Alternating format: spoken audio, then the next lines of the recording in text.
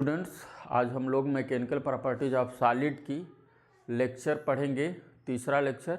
आज हम आप लोग को बताएंगे कि टाइप ऑफ स्ट्रेस के बारे में। स्ट्रेस हमारा देखिए क्या होता है, टाइप्स ऑफ स्ट्रेस। ठीक है, देखिए हमने ये बताया था कि the internal restoring force act on per unit area of cross section is known as stress. तो उसको हम स्ट्रेस बोलते हैं। तो जैसे हमने बताया था, मार्कर पे आप ऐसे फोर्स को अप्लाई करते हो तो ये क्या होगा, पर यूनिट एरिया पे जितना फोर्स अप्लाइड होता है उसी को हम क्या बोलते हैं भाई, रेस्टोरिंग फोर्स जो अप्लाई होता है उसको हम बोलते हैं स्ट्रेस। तो हमारा जो टाइप ऑफ स्ट्रेस है वो कितने टाइप का हो सकता है ये देखना है। ठीक है, तो ये होता है दो टाइप का। एक होता है नॉर्मल स्ट्रेस, ठीक है, और ये होता है टेंजेंशियल स्ट्रेस। टेंजेंशियल स्ट्रेस होता है, ठीक है, normal stress and tangential stress. अब समझिए कि ये स्ट्रेस तो हमने डिफाइन कर लिया, the internal restoring force act on per unit area, ठीक है, इज नोन एज स्ट्रेस। तो यहाँ पे ये हम तो डिसाइड कर लिया ये क्या है, लेकिन इसको हम किसी बॉडी पे अप्लाई कितने टाइप से करते हैं। तो यहाँ पे देखो, ये जो ऐसे सरफेस है, इस क्रॉस सेक्शनल सरफेस एरिया पे यहाँ पे हमने फोर्स ऐसे देखिए ऐसे अप्लाई कर सकते हैं, यानी ये सरफेस के पर कुछ इस टाइप से। जैसे ये मान लेते हैं हम, ये एक रॉड है, इसमें देखिए इस तरह से ये इसका सरफेस एरिया थी, इसकी लेंथ को कंसीडर कर ले L, ठीक है, ये सिलेंड्रिकल रॉड है और यहाँ इसकी लेंथ को L। आप देखो इस पर अगर हम ऐसे फोर्स लगाएंगे, यहाँ से ऐसे फोर्स लगाएंगे तो इस पर परपेंडिकुलर फोर्स लगा। अब ये जो परपेंडिकुलर फोर्स इस पर वर्क किया तो यहाँ से देखो ऐसे फोर्स की डायरेक्शन और यहाँ से फोर्स का डायरेक्शन, जब इसको ऐसे कंप्रेस करेंगे तो इसकी जो लेंथ L है वो L ना होकर के वो डिक्रीज हो जाएगी, क्या हो जाएगी, L माइनस डेल्टा L हो सकती है। ठीक है, तो कहने का मतलब अगर यहाँ पे हमने जो फोर्स को अप्लाई किया तो ये क्या कर रहा है, इसका क्या करता है, लेंथ को डिक्रीज करने का काम करता है। ठीक है, तो यहाँ पे तो इसको हम क्या कहते हैं, ये जो इस पर फोर्स जो इस पर हम कहते हैं कंप्रेसिव स्ट्रेस कहा जाएगा। ये इसको तब हम कहेंगे कंप्रेसिव स्ट्रेस। क्यों, इसके इस पर हमने क्या करता है, जैसे इस पर हम फोर्स अप्लाई कर रहे हैं, ठीक है, यहाँ पे देखो नॉर्मली फोर्स यानी परपेंडिकुलर फोर्स अप्लाई करने पे ये क्या हो जाएगी, इसकी लेंथ क्या हो जाएगी, डिक्रीज कर जाएगी। तो यानी कुछ इस तरह से हो सकती है, इसकी लेंथ डिक्रीज करके यानी ये क्या हो सकती है, L माइनस डेल्टा L हो जाए। ठीक है, तो यहाँ पे कंप्रेसिव स्ट्रेस हो गया। ठीक है, ध्यान रखिए डिफिनीशन में सेम बात आप कह सकते हैं कि यहाँ पे देखिए perpendicular force act per unit area of cross section is known as normal stress. ठीक है, अब यहाँ पे अगर आप फोर्स को इस तरह से अप्लाई कर रहे हो तो लेंथ इसकी डिक्रीज होगी, तो उसको हम कहेंगे कंप्रेसिव स्ट्रेस।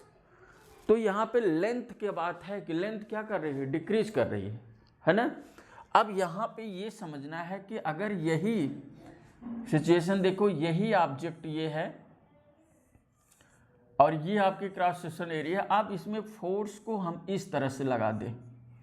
जब हम फोर्स को इस तरह से लगा देते हैं तो ये देखो सरफेस के ये भी परपेंडिकुलर है, लेकिन इस फोर्स का डायरेक्शन ये रिप्रेजेंट कर रहा है कि अगर इसकी लेंथ L है तो ये L लेंथ को इंक्रीज करने का काम करेगा।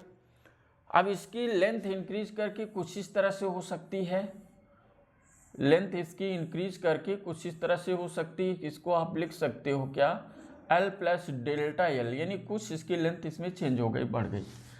अब यहाँ पे जो फोर्स वर्क कर रहा है यह सरफेस के परपेंडिकुलर ही वर्क कर रहा है, ये भी आएगा नॉर्मल फोर्स के, नॉर्मल स्ट्रेस के अंडर आएगा। ठीक है, यहाँ भी देखिए नॉर्मल फोर्स के अंडर आ रहा है, लेकिन ये क्या कर, लेंथ को डिक्रीज करने का काम कर रहा है और ये क्या कर रहा है, लेंथ को इंक्रीज करने का कर। अगर यहाँ लेंथ का इंक्रीज करने का काम कर रहा है, इसलिए इसको कहते हैं हम टेंसाइल स्ट्रेस, और इसको हम बोलते हैं टेंसाइल स्ट्रेस। अब ये नॉर्मल स्ट्रेस में ही आएगा, कंप्रेसिव स्ट्रेस और टेंसाइल स्ट्रेस।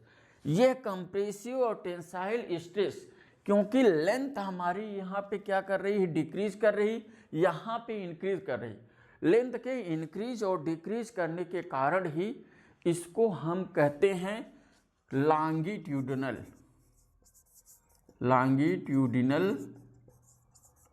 स्ट्रेस कहा जाएगा। इसी के दो पार्ट हैं जो यहाँ पे हमने रिप्रेजेंट किए हैं। पहला क्या पार्ट है इसका, इसके दो पार्ट हैं। इसके पहले पार्ट का क्या बात है भाई, इसका पहला पार्ट आपका है जैसे ये क्या, कंप्रेसिव, यहाँ पे कंप्रेसिव स्ट्रेस कहा गया, ठीक है, ये कंप्रेसिव स्ट्रेस है। और इसका दूसरा पार्ट जो यहाँ पे रिप्रेजेंट है, इससे लेकर के दूसरा पार्ट जो ये है, उसको आप क्या कहोगे भाई, टेंसाइल स्ट्रेस। अब यहाँ पे क्या होगा, टेंसाइल स्ट्रेस। देखिए यानी आपका क्या होता है कि कंप्रेसिव स्ट्रेस में अगर हम डिफॉर्मिंग फोर्स को अप्लाई करें और लेंथ क्या करती है, देखिए डिक्रीज करती हो, तो यहाँ वहाँ पे क्या हो जाएगा, कंप्रेसिव स्ट्रेस होता है। अगर क्या हो जाएगा, लेंथ आपकी क्या करती है, इंक्रीज कर जाए, ये फोर्स अप्लाई इस सरफेस के परपेंडिकुलर अप्लाई करने पे, तो ये आपका टेंसाइल स्ट्रेस हो जाता है। ध्यान रखिए, चाहे कंप्रेसिव हो चाहे टेंसाइल स्ट्रेस हो, ये नॉर्मल फोर्स, देखिए नॉर्मल स्ट्रेस के अंडर आएगा, और नॉर्मल स्ट्रेस के अंडर आने की वजह से इसको हम देखिए लेंथ को इंक्रीज डिक्रीज कर रही है, इसलिए लॉन्गिट्यूडिनल स्ट्रेस कहेंगे, ठीक है। इसको क्या बोलेंगे भाई, इसको हम बोलेंगे क्या, लॉन्गिट्यूडिनल स्ट्रेस बोलेंगे। किस रीजन के कारण, क्योंकि इस पर हमने देखिए यहाँ भी फोर्स लग रहा है, ये नॉर्मल फोर्स यहाँ, लेकिन ये कंप्रेसिव पोजीशन है, यानी लेंथ को डिक्रीज करने का काम कर रहा है, और यहाँ पे लेंथ ये क्या कर रहा है, इंक्रीज करने का काम कर रहा है। इस वजह से यहाँ पे लेंथ की बात कर रहा है तो लॉन्गिट्यूडिनल स्ट्रेस होगा, लेकिन लॉन्गिट्यूडिनल स्ट्रेस है नॉर्मल स्ट्रेस का ही पार्ट, ठीक है, ये नॉर्मल स्ट्रेस का ही पार्ट है। अब यहाँ पे बात है कि हमने बताया था कि स्ट्रेस को हम कितने टाइप से, इस पर हम क्या करते हैं, वर्क करा सकते हैं किसी ऑब्जेक्ट पे।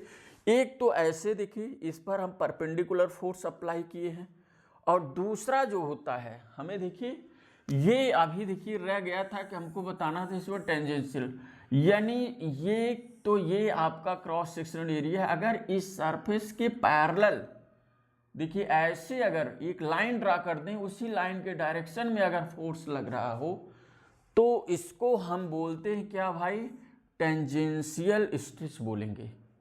ध्यान रखिए, इसको तब क्या बोला जाता है, टेंजेंशियल स्ट्रेस बोला जाता है। तो यहाँ पे स्ट्रेस हम दो प्रकार से अप्लाई कर सकते हैं। एक क्या होता है स्ट्रेस जो अप्लाई किए हम, एक क्या होगा सरफेस के परपेंडिकुलर, और दूसरा सरफेस के पैरेलल। इस तरह से हम इस पर क्या हो जाता है कि फोर्स को अप्लाई किया जा सकता है। इसी वजह से, इसी रीजन के कारण जो स्ट्रेस होता है वो हो जाता है दो टाइप का, एक होता है नॉर्मल स्ट्रेस होता है, दूसरा क्या हो जाता है, टेंजेंशियल स्ट्रेस हो जाता है। अब नॉर्मल में आता है आपका कंप्रेसिव स्ट्रेस, टेंसाइल स्ट्रेस, लेकिन ये क्या कर रहा है, लेंथ को यहाँ पे डिक्रीज कर रही है, यहाँ पे लेंथ को इंक्रीज कर रही है, इस वजह से इसको आप बोलोगे क्या, लॉन्गिट्यूडिनल स्ट्रेस, ठीक है, ये बोला जाएगा। अब यहाँ पे एक चीज़ है कि लॉन्गिट्यूडिनल स्ट्रेस नॉर्मल का एक पार्ट हुआ ए, और इसके दो पार्ट हो गए, एक पहला ये कंडीशन बन गई और ये कि दूसरा ये हो गई। अब एक चीज़ और समझानी है, एक होता है वॉल्यूम स्ट्रेस, जिसे आप हाइड्रोलिक स्ट्रेस के नाम से बाद में ये जानते हैं कि वॉल्यूम स्ट्रेस क्या है। ये नॉर्मल के ही अंडर ये भी आता है, ठीक है। तो इसको हम देखिए समझने के लिए ये बताते हैं कि देखिए क्या हो जाता है, इतनी सारी चीज़ें हो गई। फिर इसमें ए पार्ट है लॉन्गिट्यूडिनल में, देखिए नॉर्मल के ए पार्ट लॉन्गिट्यूडिनल स्ट्रेस जो हमारा क्या बना, कंप्रेसिव स्ट्रेस और टेंसाइल स्ट्रेस में लेंथ को इंक्रीज डिक्रीज किया, इसलिए इसका लॉन्गिट्यूडिनल स्ट्रेस इसका नाम रख दिया, ठीक है। तो अब देखिए इसका बी पार्ट, यानी नॉर्मल स्ट्रेस का ही बी पार्ट हमारा होता है, जो ये कहलाता है, क्या जानते हैं कि नॉर्मल स्ट्रेस का हमारा बी पार्ट होता है और उसको हम बोलते हैं क्या, वॉल्यूम स्ट्रेस, ठीक है। तो उसको आप बोलेंगे वॉल्यूम स्ट्रेस। देखिए इसी का नॉर्मल स्ट्रेस, यानी देखिए इसके दो पार्ट, एक तो ये हो गए और एक पार्ट आपका बी जो आएगा, इसको हम कहेंगे वॉल्यूम स्ट्रेस। ध्यान रखिए वॉल्यूम स्ट्रेस या इसको वॉल्यूमेट्रिक स्ट्रेस बोलते हैं। एक चीज इसमें ध्यान रखना है कि इसी को हाइड्रोलिक स्ट्रेस कहा जाता है, ठीक है। इसमें क्या होगा कि ये देखिए जैसे क्यूबिकल वेसल है, ये देखिए ऐसे क्यूबिकल वेसल है और इस क्यूबिकल वेसल पे देखो नॉर्मली ऐसे फोर्स लग जाए, ऐसे फोर्स लग जाए, ऐसे फोर्स लग जाए, ऐसे फोर्स लग जाए, यानी इसमें जो 6 फेजेस होते हैं सबकी तरफ से फोर्स लग जाए। अब ये फोर्स लग रहा है तो इस फोर्स के एक्ट होने पर ये देखो सरफेस पे ऐसे परपेंडिकुलर वर्क कर रहा, तो आएगा क्या, नॉर्मल फोर्स ही आएगा ना। और इसकी वजह से लेंथ इसकी क्या हो जाए जानते हैं, इसका वॉल्यूम देखो v हो जाएगा और इसका जो है शेप जो होता है चेंज हो जाए, यानी डिक्रीज कर जाए और कुछ इसका इस तरह से डिक्रीज हो करके ये v माइनस डेल्टा v हो जाए, ठीक है। तब ऐसी सिचुएशन में यहाँ पे क्या कहलाया जाएगा, वॉल्यूम स्ट्रेस कहा। देखिए वॉल्यूम स्ट्रेस कहा कि ये भी एक नॉर्मल फोर्स ही है, नॉर्मल स्ट्रेस है, नॉर्मल स्ट्रेस ही कहलाएगा, ठीक है, फोर्स नहीं सारी। इसको आप नॉर्मल फोर्स एक्ट हो रहा है इस पर, लेकिन इसको आप क्या कहोगे भाई, इसको नॉर्मल स्ट्रेस कहेंगे, ठीक है। तो आप कह सकते हैं कि इस तरह से जो होता है कि हमारा स्ट्रेस जो होता है वो दो टाइप में हो जाता है। पहला मेन जो होता है वो क्या, नॉर्मल स्ट्रेस और टेंजेंशियल स्ट्रेस में चला जाता है, ठीक है। उसके दो पार्ट होते हैं, एक लॉन्गिट्यूडनल स्ट्रेस में दो पार्ट आता है, एक कंप्रेसिव स्ट्रेस, दूसरा टेंसाइल। दूसरा आपको ये बताए थे क्या होता है भाई, टेंसाइल स्ट्रेस होता है। टेंसाइल स्ट्रेस से आप ये समझ सकते हो कि जैसे टेंसाइल स्ट्रेस से मतलब जो होता है कि एक तरह से खींचने का काम कर रहा है, ठीक है, इसको खींचने का काम कर रहा है, तो खींचने के सिचुएशन यहाँ पे क्रिएट कर रही है, ठीक है। अब खींचने पे लेंथ इसकी बढ़ेगी और कंप्रेस क्या कर, लेंथ इसका डिक्रीज करेगा। तो इस तरह से आपका क्या होता है, ध्यान रखना ये चीज़ आपका होता है, इसको हम बोलते हैं भाई स्ट्रेस। स्ट्रेस को हम किस तरह से, टेंजेंशियल आपको बताया, इस सरफेस के पैरेलल अगर फोर्स लगे, इस पर एक टेंजेंट ड्रा कर दें, लाइन ड्रा कर, उस डायरेक्शन में इस पर फोर्स लगे तो टेंजेंशियल स्ट्रेस आपका हो जाता है, ठीक है। तो इस पर हम लोग ये डिस्कशन किए कि ये कैसे होता है। इस पर थोड़ा सी एक चीज़ समझनी है टेंजेंशियल स्ट्रेस पे, यहाँ पे ये चीज़ फिक्स करके अगर ऐसे फोर्स लगा देते हैं तो इसकी सिचुएशन कुछ इस तरह से हो जाती है। ये सरफेस यहाँ पे फिक्स है, यहाँ पे फिक्स्ड पॉइंट है, फिक्स पॉइंट है, लेकिन इस सरफेस की पोजीशन जब ऐसे फोर्स लगाए तो ये यहाँ से डिस्प्लेस्ड हो गया, एक्स बन गया और ये इसका जो इस सरफेस के परपेंडिकुलर लेंथ यल ही है और ये एंगल कुछ फाई या थीटा जो भी आप सिमुलेट कर सकते हो यहाँ पे कर सकते हैं, ठीक है। तो इस तरह से ये लेक्चर आपका कंप्लीट हुआ, ओके।